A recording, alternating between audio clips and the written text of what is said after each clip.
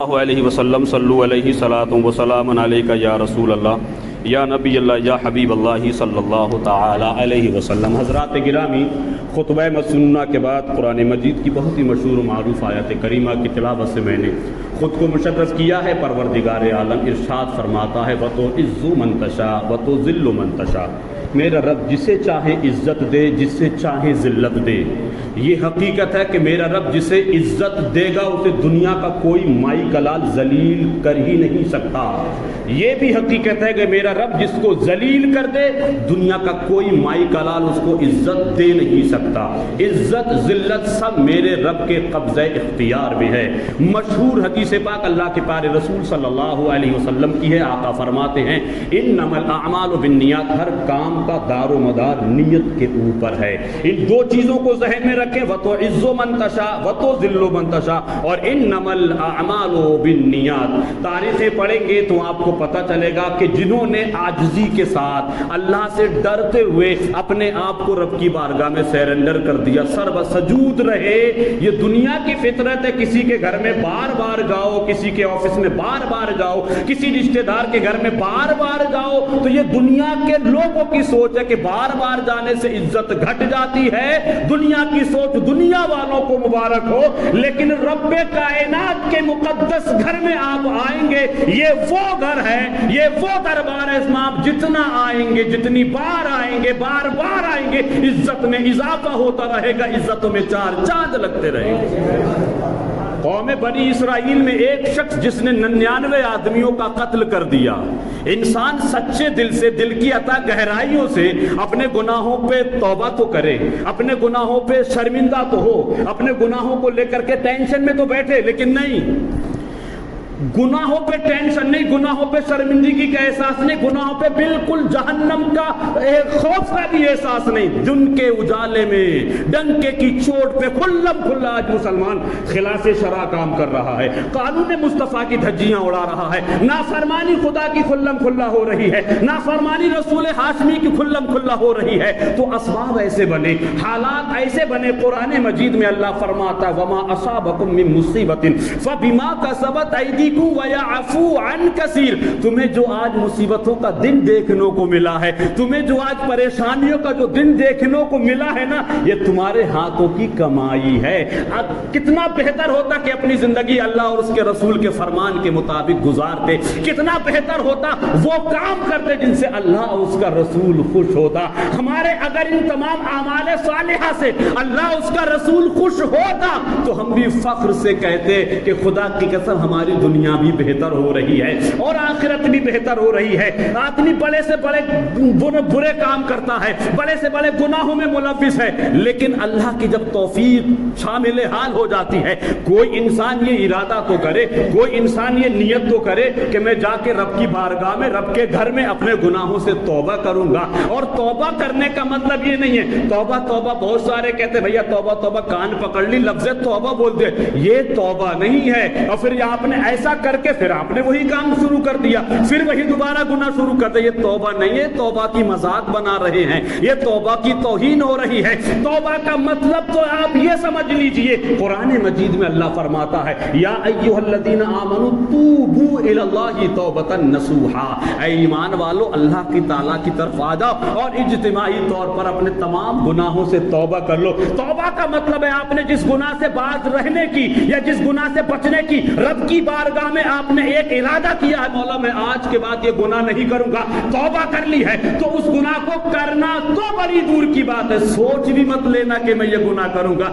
سوچنے پر بھی آپ گناہگار ہو جائیں گے۔ ایک بندے نے 99 آدمیوں کا قتل کر دیا ہے، اب اس کے ذہن میں یہ سوال پیدا ہوتا ہے ان 99 آدمیوں میں نہ جانے کتنے بیوی والے رہے ہوں گے، نہ جانے کتنے بچے والے رہے ہوں گے۔ وہ اپنے من میں سوال جواب کرتا ہے اس حساب سے تو نہ جانے میں نے کتنے بچوں کو یتیم کیا ہے، نہ جانے کتنی بیویوں کو میں نے بیوہ کیا ہے، اور اگر میدان محشر میں رب نے مجھ سے پوچھ لیا تو 18,000 مخلوق کے مجمع میں شرمندہ ہو جاؤں گا، میری بے عزتی ہو جائے گی، میں ذلیل و خوار ہو جاؤں گا۔ اس لیے اس نے یہ نیت کی کہ اب میں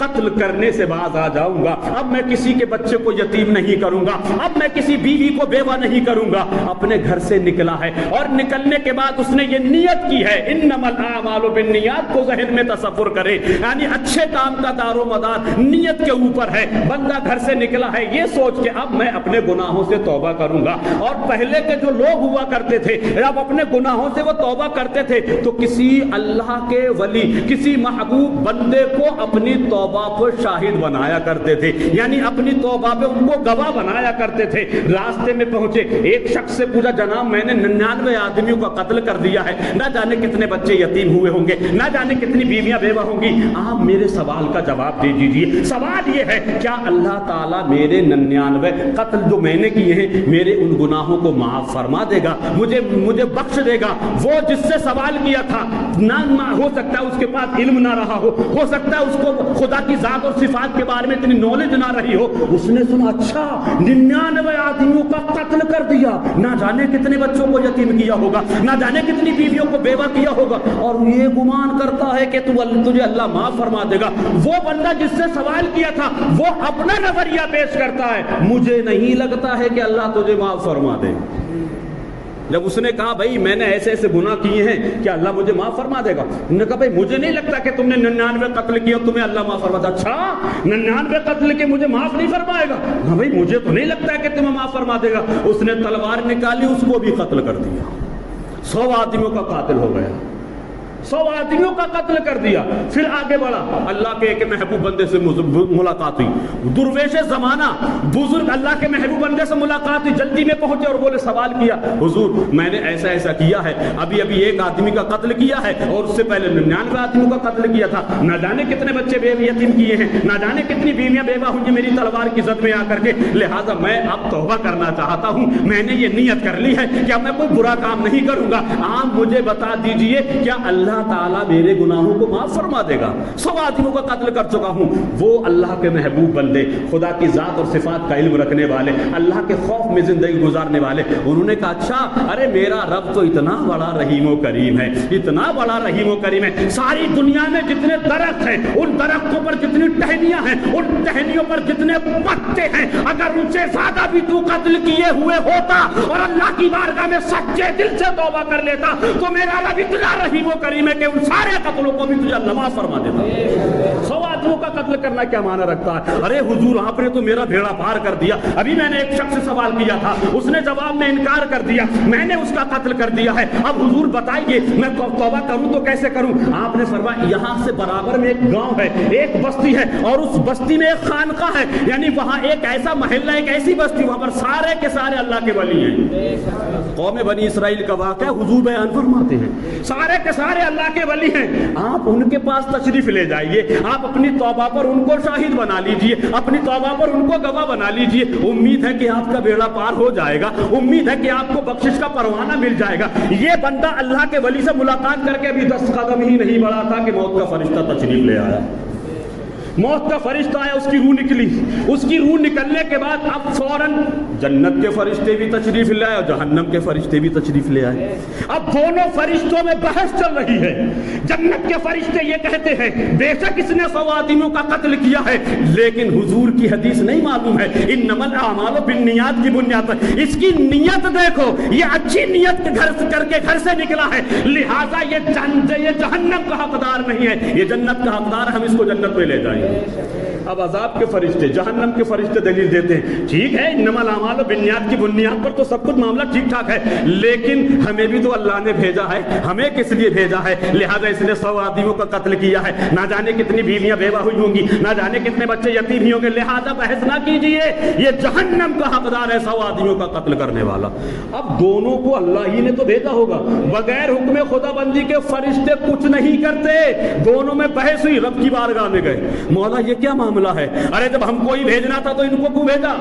اور جب ان کو ہی بھیجنا تھا تو ہم کو کیوں بھیجا؟ آدمی ایک ہے اور لے جانے والے دو ہیں, تو اس آدمی کے دو ٹکڑے تو نہیں کیے جائیں گے. اگر جنت ہی میں بھیجنا تو ہم کو بھیجنا چاہیے تھا, اور جہنم ہی میں بھیجنا تھا تو ہم کو نہ بھیج کر کے جہنم کے فرشتوں کو بھیجنا چاہیے تھا. اللہ تبارک و تعالیٰ نے فرشتوں کی گفتگو کو سماعت کیا. اب رب تبارک و تعالیٰ ارشاد فرماتا ٹھیک ہے میں نے تم کو بھی بھیجا ہے, ان کو بھی بھیجا ہے. اب جس ولی سے, جس میرے محبوب بندے سے اس 100 آدمیوں کے قتل کرنے والے کی ملاقات ہوئی تھی, وہاں سے جہاں اس کی اس وقت لاش پڑی ہے وہاں تک اس کی زمین کو ناپا جائے, اور جہاں اس کی لاش پڑی ہے لاش سے اس بستی کو ناپا جائے جس بستی میں میرے محبوب بندے رہتے ہیں. اگر اس کی میت, اس کی لاش بستیوں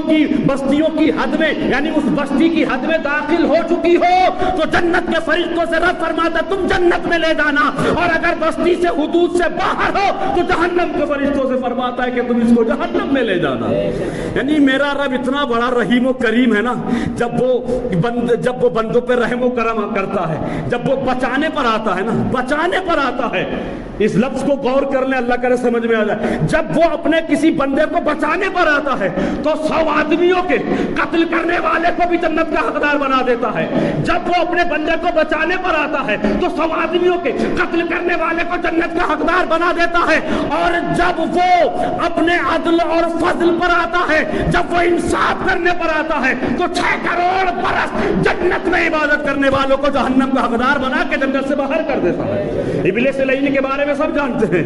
یعنی یہ فرمانی ہے, نافرمانی کریں گے تو اللہ اس کا رسول ناراض ہو جائے گا, فرما برداری کریں گے تو اللہ اس کا رسول راضی ہو جائے گا. یعنی جب وہ بچانے پر آتا ہے تو کس طریقے سے اپنے بندوں کو بچاتا ہے. دونوں فرشتے زمین پر آئے, زمین کو ناپنا تولنا شروع کیا. یہ زمین پر آئے, اللہ نے زمین کو حکم دے دیا, سبحان اللہ, اللہ نے زمین کو حکم دیا اے زمین جس جگہ میرے بندے کی لاش پڑی ہے اس کو گھسیٹ کر کے, اس کو کھینچ کر کے, زمین سے کہتا ہے میرا رب اس کو کھینچ کر کے اللہ کے ولیوں کی بستی میں لا کے ڈال دے. جب ناپ تول کیا گیا, ناپا گیا تو پتہ چلا 100 آدمیوں کے قتل کرنے والے کی لاش اللہ کے محبوب بندوں کی بستی میں داخل ہو چکی ہے. اب جنت کے فرشتے اٹھاتے اس کو جنت کا حقدار بنا دیتے. ہمیں بھی اپنے گناہوں سے توبہ کرنا چاہیے, ہمیں بھی اپنے گناہوں سے توبہ استغفار کرنا چاہیے. رب بہت بڑا رحیم و کریم ہے. لیکن بزرگوں, نوجوان ساتھیوں, دیکھو آنے والا مہینہ محرم شریف کا مہینہ ہے. یہ وہ مہینہ ہے جس مہینے میں علی اصغر کی شہادت ہوئی, علی اکبر کی جوانی لٹی, قاسم کے شباب کو لوٹا گیا, امام حسین کو سجدے کی حالت میں شہادت کا جام نوش کرنا پڑا. مجھے بتاؤ ایمانداری سے, یہ جتنی شہادتیں ہوئی ہیں, جتنی قربانیاں ہوئی ہیں, اسلام میں جتنے بچے یتیم ہوئے ہیں, اسلام میں جتنی بیویاں بیوہ ہوئی ہیں, کیا اور کیوں ہوئی ہیں؟ صرف اس لیے کہ ہمارے نانا کی امت تک اسلام کا صحیح پیغام پہنچ جائے, ہمارے نانا کی امت کو صحیح معنی میں نماز, روزہ, حج, زکات, اسلام کے فرائض و واجبات پر میرے نانا کی امت سختی سے عمل کرنے والی بن جائے. آج محرم کا مہینہ دیکھو یا کوئی دوسرا مہینہ دیکھو, ہم سارے کام کرتے ہیں, سارے فنکشن کرتے ہیں, سارے پروگرام کرتے ہیں, مگر ایمانداری سے بتانا ان سارے پروگرام میں کتنی باتیں ایسی جو خلاف شرع کرتے ہیں,